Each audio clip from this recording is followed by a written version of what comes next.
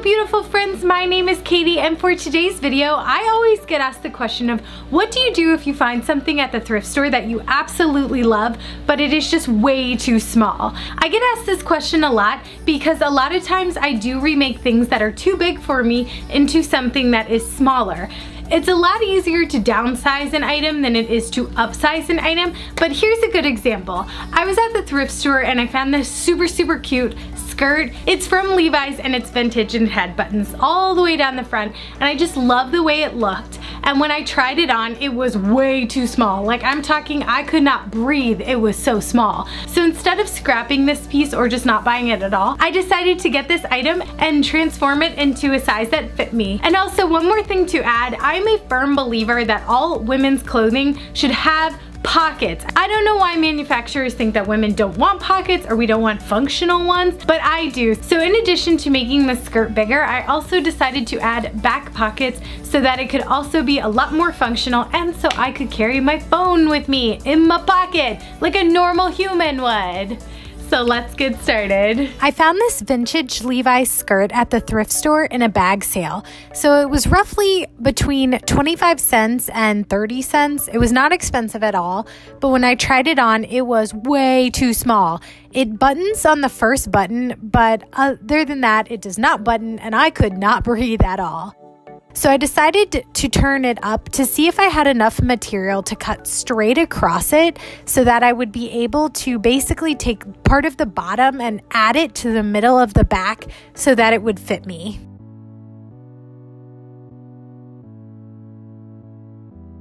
So skirts like this are actually cut at a slight curve. So while it is folded over, I'm going to look at that dimension to see how long I need to cut off in a curve shape of the entire skirt. When I measured it, that meant that it was about 19 inches from the top to the bottom.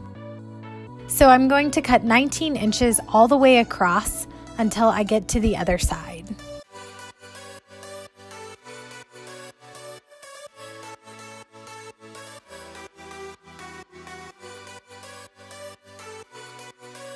So on the back seam, there was a little belt loop, and I'm actually going to take that off. And I had intended on putting it back, but I lost it somewhere. So if you're gonna put yours back, make sure you do not lose it like I did. Now I'm going to cut the middle seam out. I'm actually going to add back the middle seam of the bottom of the skirt. I did a test piece in a bigger amount because you can always take away, but you cannot add it back easily. So I wanted to make sure that I cut too big and then could take from there. So for my test piece, I'm cutting about 7 inches off of both sides of that center seam. I'm then going to pin it together and try it on to see how it fits.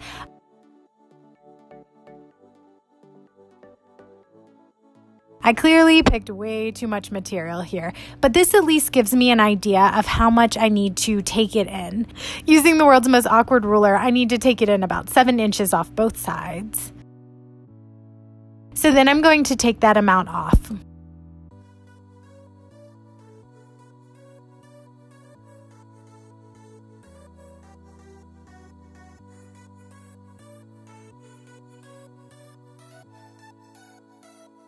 So once I've altered it again, I'm going to try it back on just to make sure I like the way it fits. For this back panel, I need to create basically a false waistband. So I'm going to measure the original waistband.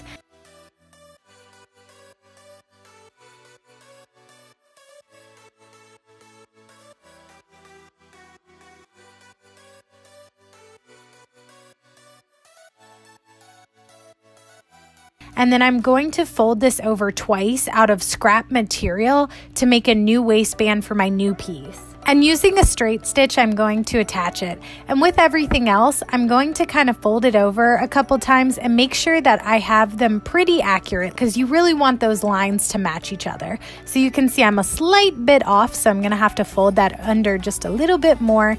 And then it does help to iron it a little bit to get a nice crease, just to verify that everything is the correct size.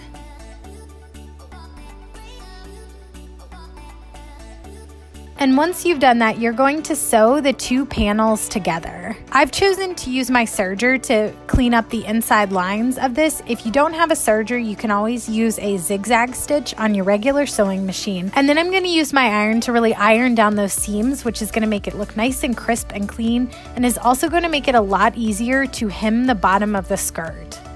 So now that I've got my back panels sewn in, I want to make it look more like it had always been there. So I'm going to use this Dual Duty Plus thread. It is called Jean Yellow. When I walked into Joann's, it is literally on the rack labeled for jeans. That is how I knew which one to choose from, because there's like a million yellows. And I'm going to line up my machine starting with the piece that was already in existence and just try and copy the stitch across. This way it'll give it the illusion that this back panel has always been there and that it was not added. And you're going to want to add this stitch anywhere that it was before.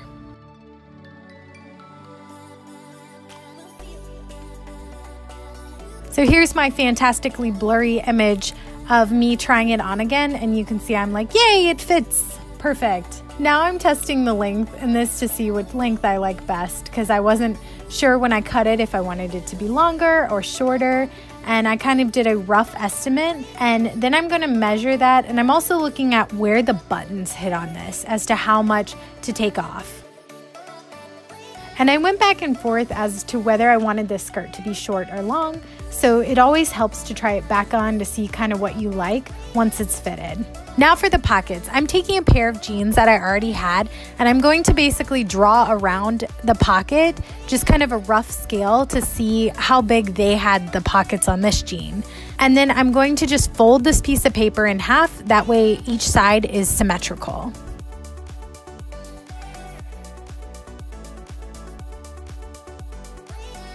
Now taking some of the scrap material, I'm going to lay down my pattern, and then I'm going to leave some seam allowance because my little sheet of paper is too small, but you want to make sure you leave seam allowance so that when you fold it under, you will not make your pocket too small and then render it useless.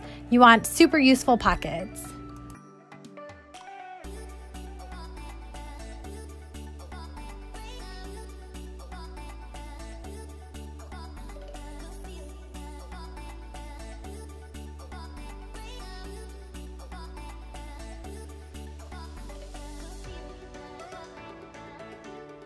Just to make the pockets easier to sew, I did use my serger to give it a nice clean edge. Again, if you don't have a serger, you can always use your zigzag stitch to get a nice clean edge. And then on the front side of the pocket, I'm gonna fold down the very top and add a straight stitch across in the jean colored thread. And you could do whatever design you want here. You've got free reign because the pocket's a flat piece.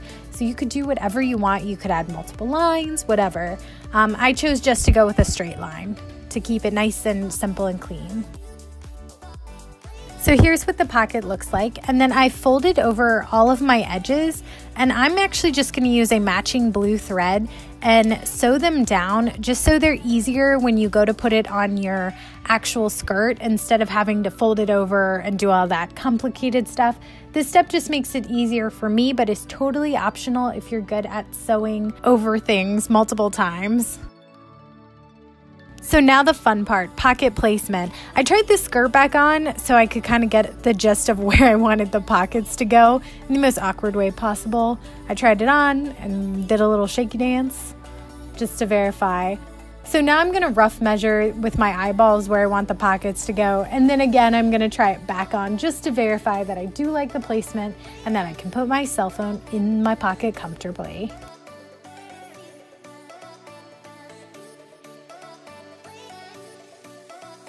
And then using the jean colored thread, I'm going to go around the outside of the pockets to attach them to the skirt. And I'm actually going to do this twice because that's what most other jeans have. And that's what this Levi's skirt had around all of the other pockets. So that way it'll look like it had always been there.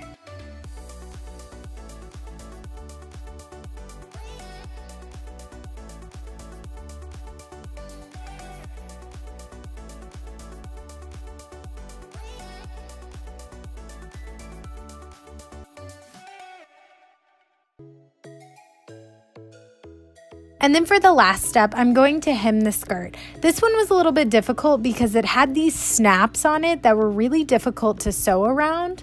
So I kind of had to mark around them. So I'm going to cut off about 3 inches from my rough cut that I had done before.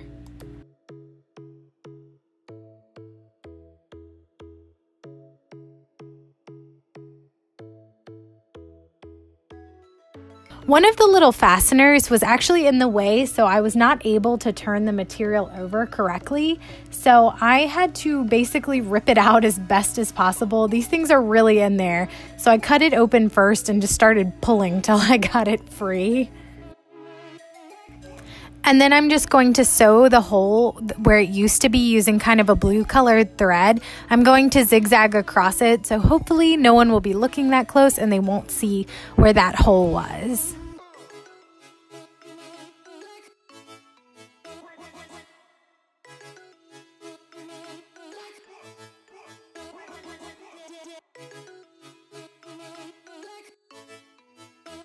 And then once I'm done with that, I'm going to just do a top stitch in the jean colored thread, and then you are done.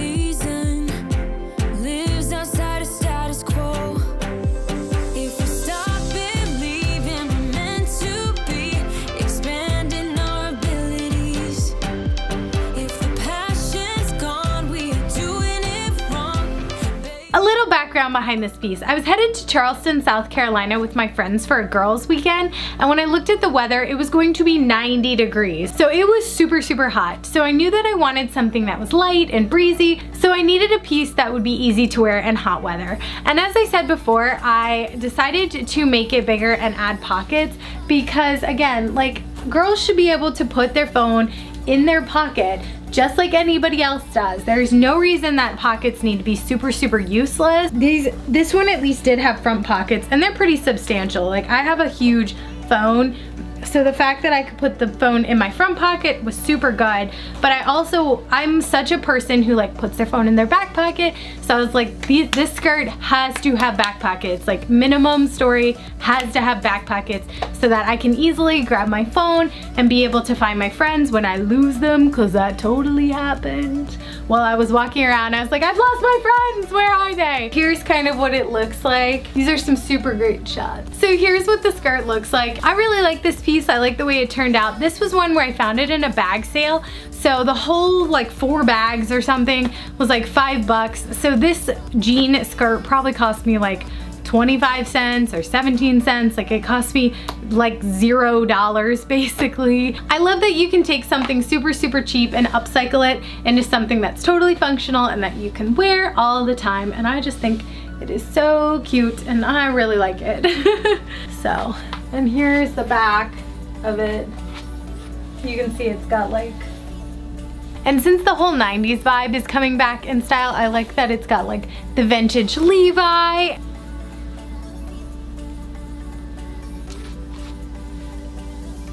So you could also pair this with like a belt and with a really cute jacket. That's kind of one of the cool things I like about this. This is actually a dress that I got from my thrift store haul for $1, and then this coat. So, you know, you could do something kind of like this and look like casual but chic at the same time. Be fabulous. Thank you guys so much for watching. If you like this video, please give it a big thumbs up. It lets me know that you guys are there, and it's just super nice to do, so why not? If you are not subscribed yet, hit the subscribe button down below, because I make lots of DIY and upcycling and lifestyle videos, and I would love to have you as part of my DIY family. And if you've made it this far in the video, comment down below the word jean or denim. Which one do you use the most? Because I find myself interchanging them all the time. Like, I'm like, do I use jean or do I use denim? So comment down below which one you like best. And I hope you guys have a fantastic week, and I will see you guys next time. Bye!